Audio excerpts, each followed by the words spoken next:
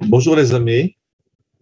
Alors le KKL de France, département d'éducation et le guide Ariel Assaf, nous vous proposons une rencontre à l'occasion de la fête de Jérusalem, Yom Yerushalayim, lundi prochain à Jérusalem et dans le monde entier. Alors je lance une diaporama. Voilà. Yom Yerushalayim, 28 Iyar 5781. En 1967, à cette date-là, l'armée d'Israël offrait Jérusalem au peuple d'Israël, c'est ce que vous voyez dans la caricature devant vous. Et nous allons essayer de comprendre ce qui s'est passé dans ces jours à l'époque. Alors, vous avez la carte d'Israël, comme elle était à la veille de la guerre des 6 jours en 1967. Israël, c'est ce qui est en jaune sur la carte. Vous voyez que la Cisjordanie, la Judée-Samarie, fait partie du royaume de Jordanie. Vous voyez que Jérusalem est à la frontière entre Israël et la Jordanie. La moitié de Jérusalem est aux mains d'Israël, ce qu'on appelle Jérusalem ouest. La moitié est aux mains de la Jordanie, Jérusalem est. La ville est divisée en deux. Voilà la clôture qui sépare. Vous voyez une rue de Jérusalem à bout tord. À gauche, c'est Israël. À droite, c'est la Jordanie.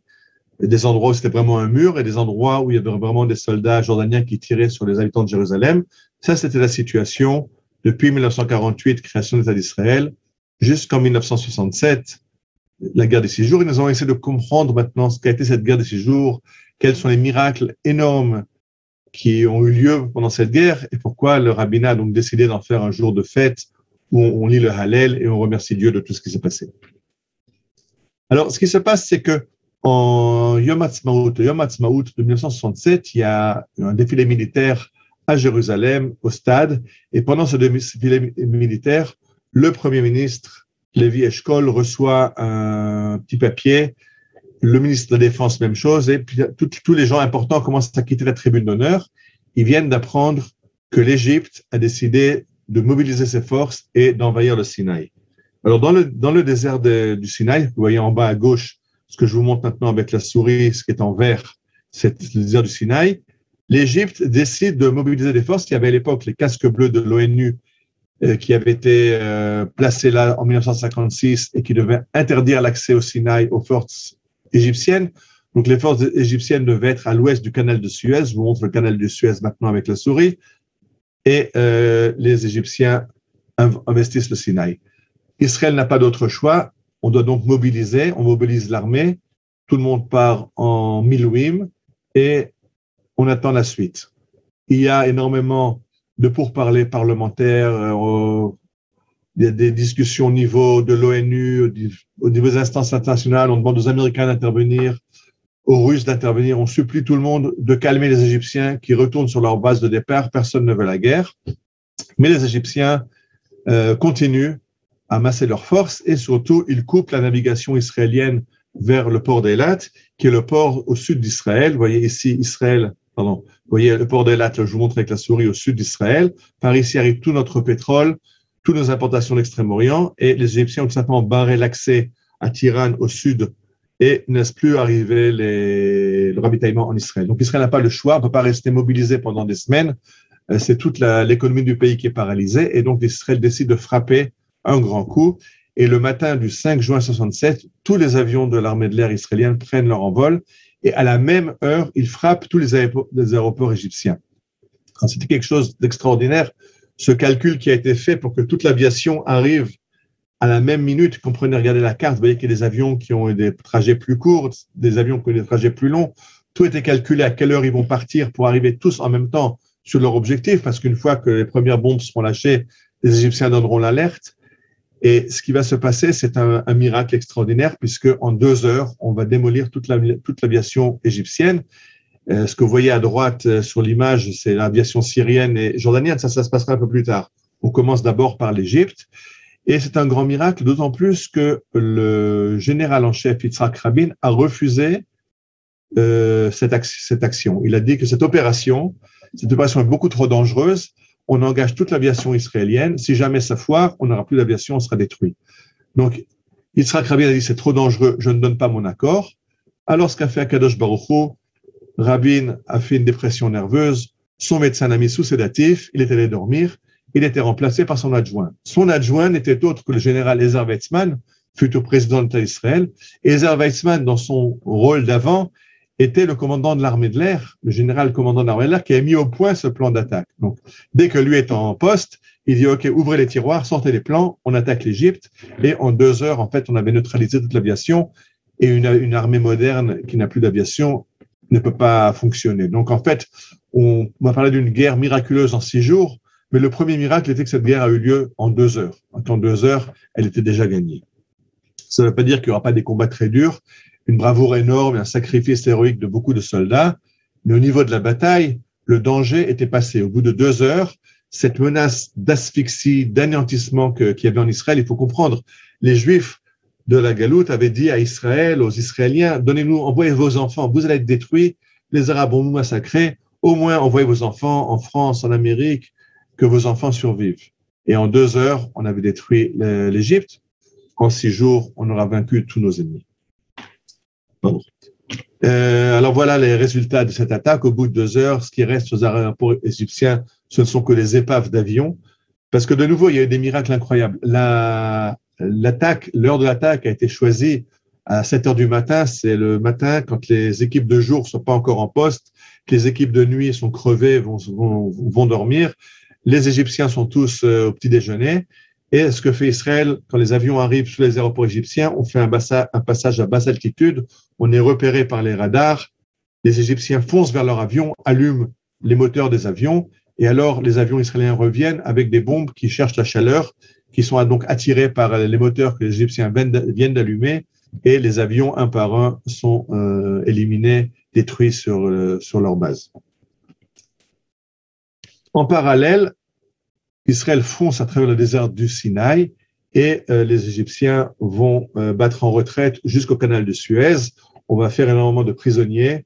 Et je vais tout de suite vous montrer une photo. On voit ce qu'ils ont laissé derrière eux, les chaussures.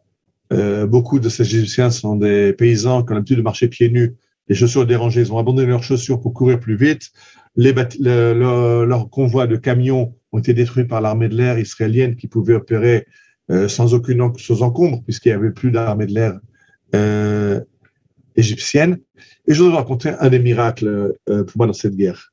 C'est quand on est déjà arrivé, on a pris tout le Sinaï, on est près de Sharm el-Sheikh, sur la mer Rouge, et on envoie une patrouille de 2 soldats sur une Jeep, aller voir un peu patrouiller les environs.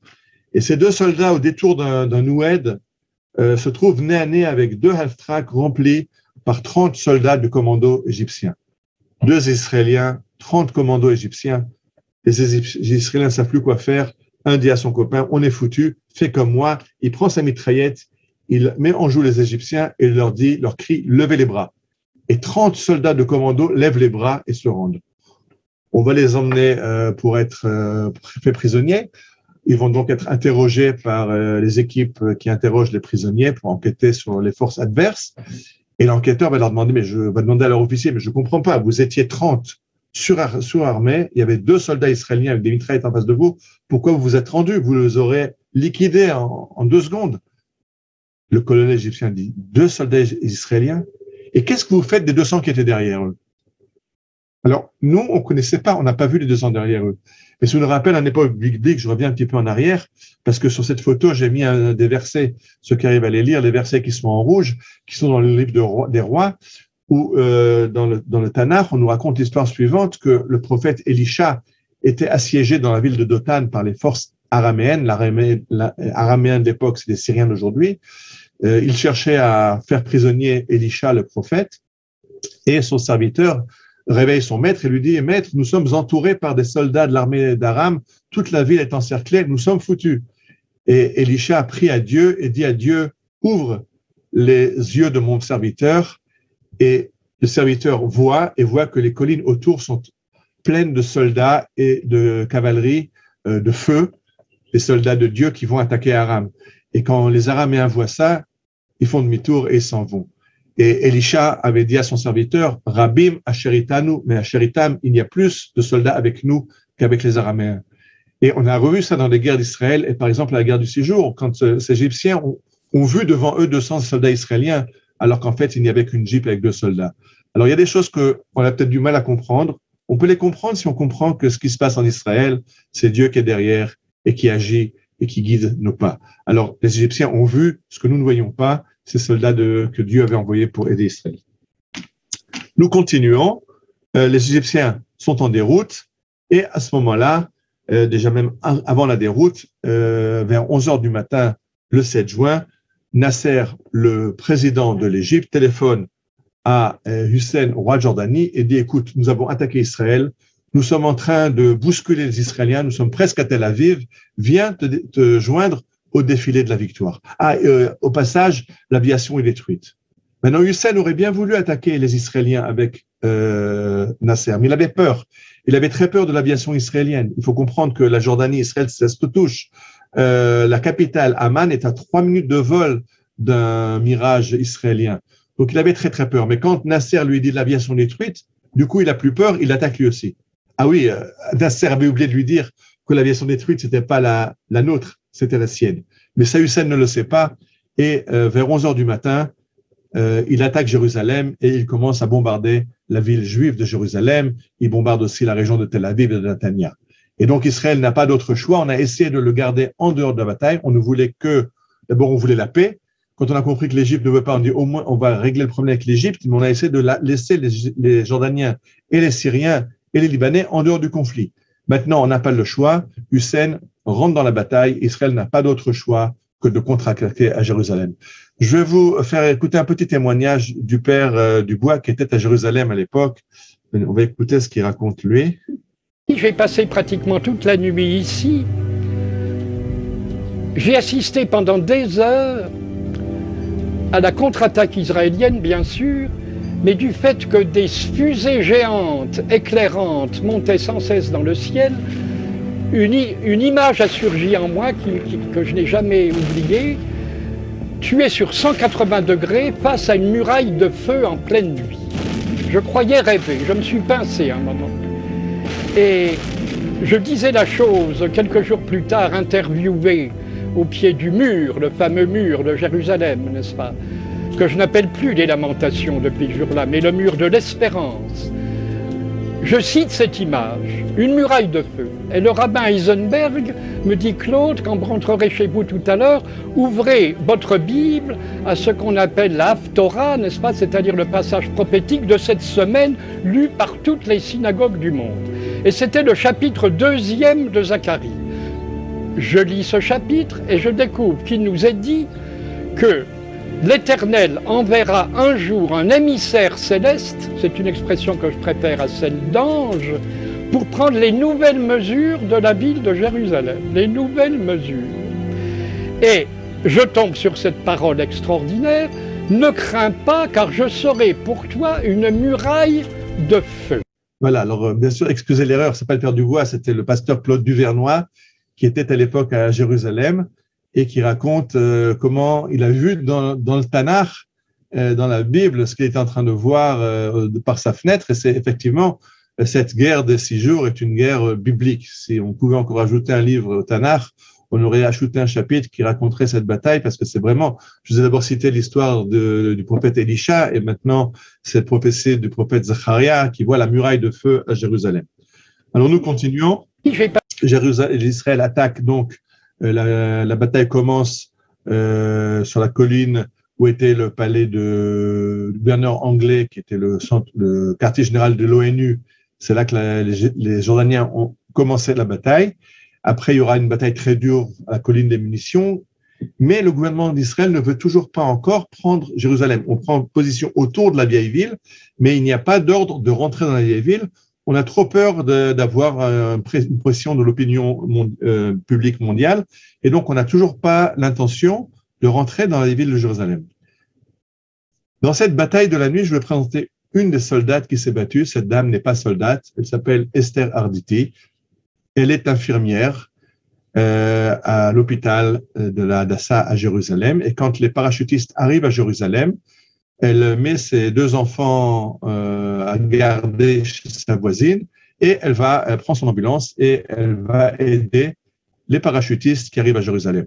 Alors, je l'ai rencontrée, elle est aujourd'hui décédée malheureusement, mais elle nous a fait une conférence, et quand on lui a demandé combien de soldats elle a soigné, combien de parachutistes elle a tués dans la bataille de Jérusalem, elle nous a répondu, je ne sais pas, J'ai compté jusqu'à 162 et après j'ai arrêté.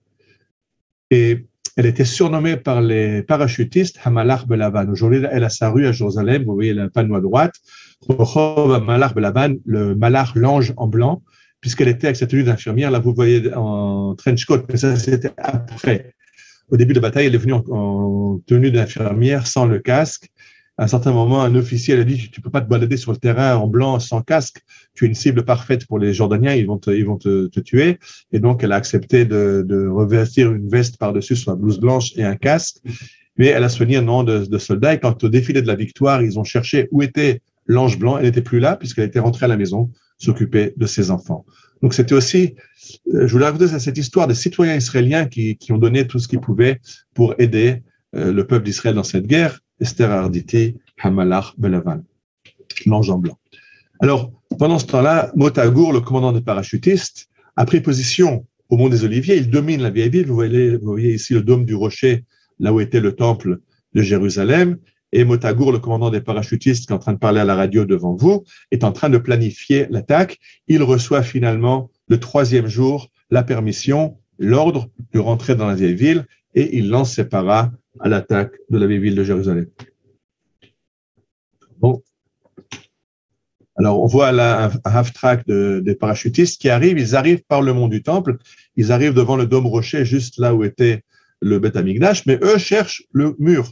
Et ils vont faire une grande erreur de chercher le mur, alors de comprendre qu'ils sont à l'endroit du Beth Amikdash lui-même. On va donner au soir de la bataille les clés du bâtiment au Waqf, aux musulmans, en disant ça c'est à vous. Nous, ce qui nous intéresse, c'est le mur.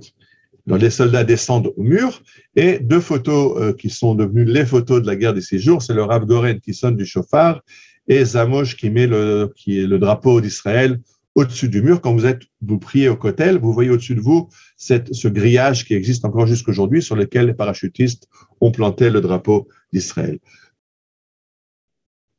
Ce chauffard a une histoire puisque le rabbin David Hakohen Skali avait amené ce chauffard du Maroc et l'a donné au Rav Goren en lui disant, son maître lui avait dit que en 1967 serait la Géoula et que ce chauffard sonnerait la Géoula, la délivrance à Jérusalem.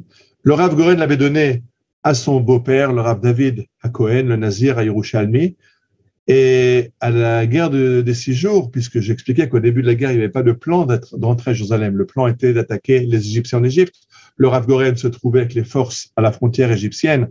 Il voulait aller au Mont Sinaï sonner du chauffard, mais son véhicule a été touché par un obus et il a pris feu.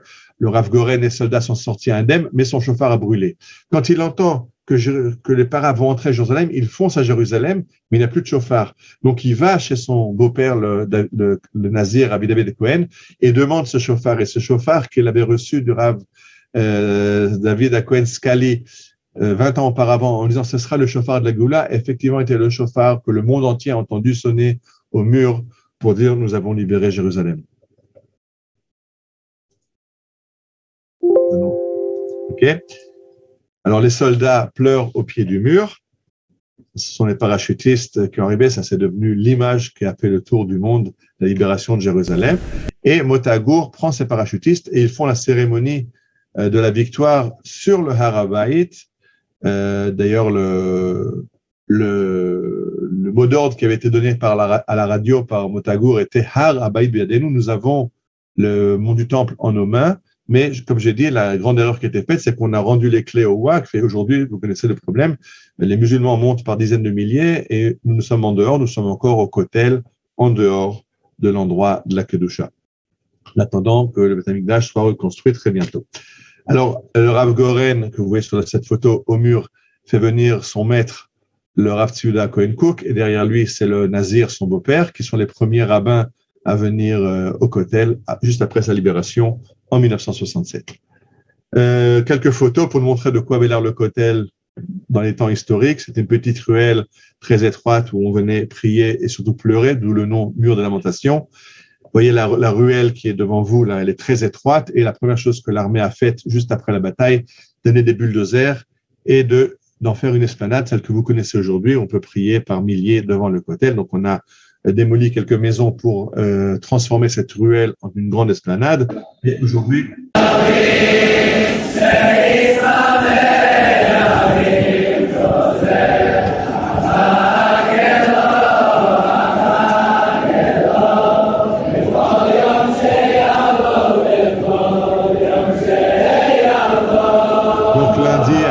Yom Yerushalayim, ce sera comme ça, il y aura des milliers de personnes au Kotel. Vous pouvez voir les photos qui ont été prises à Yom Yerushalayim, pas l'année dernière, parce que l'année dernière, on était en Corona, il y avait pratiquement personne. Vous savez qu'en Israël, Baruch Hashem, on a fini la Corona. Le ministre de la Santé a officiellement annoncé que la pandémie est derrière nous. On espère qu'il n'y aura pas de nouveaux variants, de problèmes devant nous. Et pour l'instant, les écoles sont ouvertes, les magasins sont ouverts, tout est ouvert en Israël. Alors, ça, c'est des photos de ce que doit être le Kotel à Yom Yerushalayim avec les drapeaux.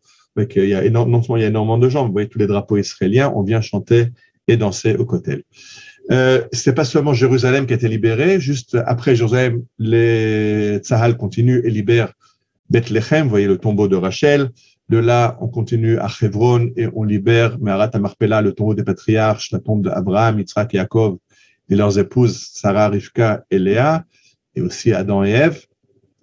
D'ailleurs, ce qui est intéressant, c'est que la ville de Hebron, dans les miracles de la guerre de 6 jours, était libérée par une personne, le Rav Goren. Vous le voyez dans la photo ici, le Rav Goren dans sa Jeep avec son chauffeur. Ça, c'est déjà une cérémonie après la victoire. Mais en fait, ce qui s'est passé, c'est que le Rav Goren avait reçu un mauvais renseignement. On lui avait dit que Tzahal avait libéré Hebron. Et donc, elle est sonnée du chauffard à Meharat HaMarpela. En fait, l'armée était en train de se préparer à attaquer Hebron. Lui, il fonce avec son chauffeur dans la ville de Hebron. Tout le monde est calfeutré derrière des fenêtres, rideaux fermés. Et quand il arrive dans Meharat HaMarpela, le maire se présente et lui donne les clés de la Meharat HaMarpela et se rend. Il faut se rappeler que la ville de Hebron avait massacré, les Arabes de Hebron avaient massacré les Juifs en 1929. Ils étaient sûrs que maintenant on allait se venger et les massacrer tous. Donc ils étaient dans une terreur terrible. Et donc le Rav Goren a reçu les clés de Meharat HaMarpela et là il a appelé par radio les forces qui se préparaient à rentrer au combat à Hebron. Ils n'ont pas besoin de combattre, venez, la ville s'est rendue. Bien sûr, on n'a pas fait de massacre à Hebron, c'est pas de cette façon-là que nous nous conduisons. De là, on a libéré Shrem, le tombeau de Yosef à Shrem, et Yehuda et Shomron, la Judée et la Samarie, sont maintenant revenus aux mains israéliennes. C'est cette raison qu'on appelle ce Yom Yerushalayim. Mais la guerre n'est pas finie. 4 jours se sont écoulés. On a vaincu l'Égypte, on a vaincu la Jordanie. La guerre dure 6 jours. La guerre des 6 jours. Alors, qu'est-ce qu'il nous reste encore à faire? Il nous reste encore les Syriens au nord. Maintenant, voilà une vue du nord d'Israël. Devant vous, la vallée du Roulé, avec les kibbutzim de la vallée. Vous voyez toutes les cultures qui sont faites. En face, le mont, le Harknan, la ville de Tzfat, qui est dans la montagne juste en face. Et cette photo a été prise à partir d'un fortin syrien. Donc, nous sommes sur le plateau du Golan, un plateau qui domine la Galilée, qui domine la vallée du Roulé. Et là, les Syriens sont enterrés, dominent la vallée, et journellement, depuis 19 ans, ils tirent sur les villages juifs. Donc, le kibbutz de Gadot, qui est juste en dessous, prend chaque nuit des obus. Et les gens de la vallée du Roulé supplient le gouvernement d'attaquer les Syriens. Le gouvernement israélien ne veut pas. Je vous rappelle que notre plan était on veut la paix. Quand on n'a pas eu d'autre choix, on a été attaquer l'Égypte parce qu'on était asphyxié, on n'avait plus de pétrole, plus de voies maritimes vers le sud, on était obligé d'attaquer l'Égypte. Quand la Jordanie a bombardé Jérusalem, on n'a pas eu le choix, il fallait bien se défendre et on a pris à la Jordanie Jérusalem, Yehuda, Shomron. Mais les Syriens, ils nous attaquent sporadiquement, mais les stratèges de Tzahal ont annoncé que monter à l'assaut du plateau du Golan, c'est monter une pente très raide à travers des champs de mines, avec des fortins qui nous regardent. Vous voyez, vous ne vous rendez pas compte, mais sous les pieds, là où on prend la photo, sous nos pieds est un fortin entièrement en béton. On ne le voit pas depuis la vallée du Roulé. Les avions qui volent au-dessus ne le voient pas. On ne peut pas l'attaquer. Et lui, il va détruire les chars. Vous voyez la route qui passe juste en dessous. Il peut détruire les chars qui vont monter à l'assaut un par un. Donc, Tzahal avait fait des calculs. Ça coûtera 10 000 tués. C'est un prix qu'Israël n'est pas prêt à payer. Donc, on ne voulait pas attaquer les Syriens sur le plateau du Golan. Mais les gens du Roulé disaient, il y a eu tellement de miracles. En 2 jours, on a bousculé l'armée égyptienne. Encore 2 jours, on a bousculé l'armée jordanienne. Pourquoi on n'essayerait pas de bousculer l'armée syrienne? Et finalement, le gouvernement cède et donne aux forces de Tzahal l'ordre d'attaquer le plateau du Golan. Alors, on a une très grande chance. C'est un espion qui s'appelait Eli Cohen. Eli Cohen qui avait été envoyé en mission d'espionnage à Damas et en 62. Et il s'était très vite fait ami du général en chef de l'armée syrienne qu'il avait emmené en visite officielle sur le plateau du Golan, qui était à l'époque interdit aux civils syriens. C'était une base militaire avancée face à Israël. Alors imaginez un espion israélien invité à visiter les bases du Golan. Il a noté l'emplacement des bases militaires, l'emplacement des bases de munitions, les fortins, etc. Et alors, je reviens en arrière, il a eu une idée de génie. Il va dire au colonel syrien, au général syrien, pardon, vous savez, il fait très chaud dans vos bases, vos officiers ils souffrent de la chaleur, et à l'époque, il n'y avait bien sûr pas la clim, et le général syrien lui dit, vous me comprenez, il fait très chaud, qu'est-ce que je peux faire? C'est le climat. Et alors, Eli Cohen lui dit, mais c'est très simple, plantez des eucalyptus, ils poussent très vite, ils feront de l'ombre, et vos officiers pourront être à l'ombre en dessous des eucalyptus. Le général syrien va accepter cette proposition, va faire planter des eucalyptus. Vous voyez la photo que je vous montre. Vous voyez, on est sur un fortin syrien. Vous voyez des eucalyptus, juste, il y en a un devant vous et un à droite de l'image. Et donc, les avions israéliens vont recevoir un ordre de mission très simple. Survoler le plateau du Golan. Là où vous voyez des eucalyptus, vous lâchez vos bombes. Alors, ça ne va pas détruire le fortin. La preuve, c'est qu'on le visite aujourd'hui et qu'il est toujours entier. Mais quand des tonnes de bombes vont pleuvoir sur ces fortins syriens, les Syriens vont se cacher, se blottir, mettre les mains sur la tête pour se protéger. Ça fait un boucan terrible. Tous les murs tremblent. Et un soldat dans cette situation ne peut pas se battre. Et donc, ça les a empêchés de tirer sur les tanks qui avançaient et qui montaient à l'assaut du Golan.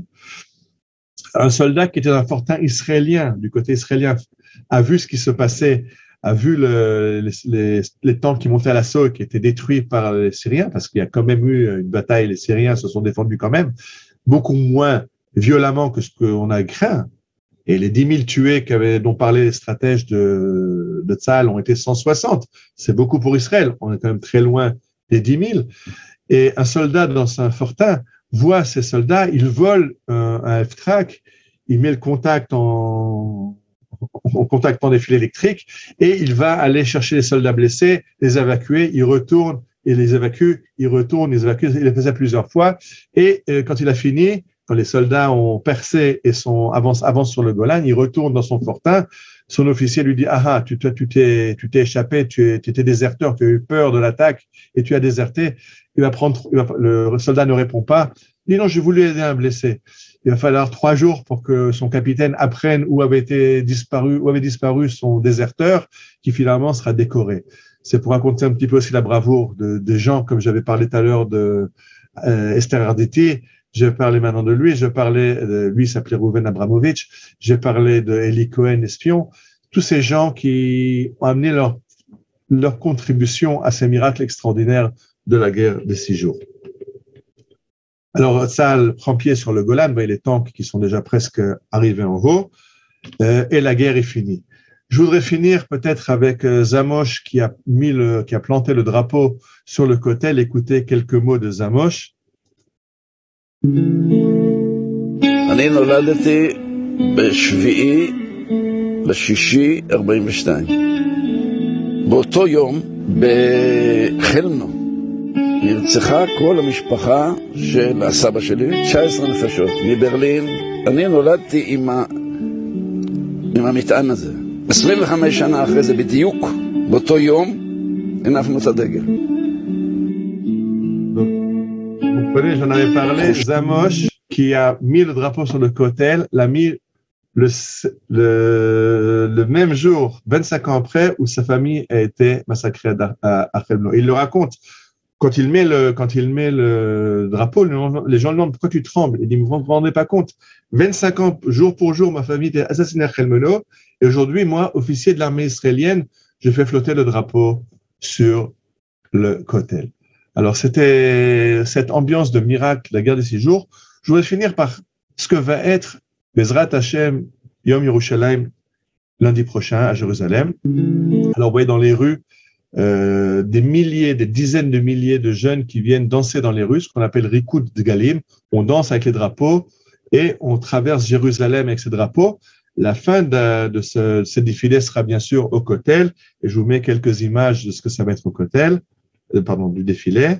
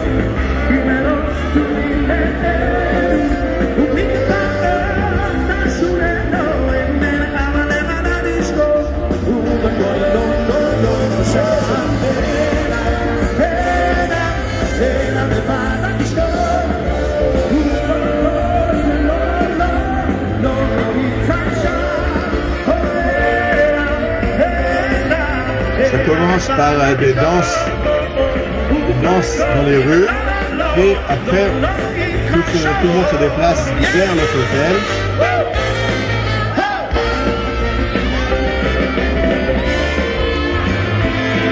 On rentre dans les rues.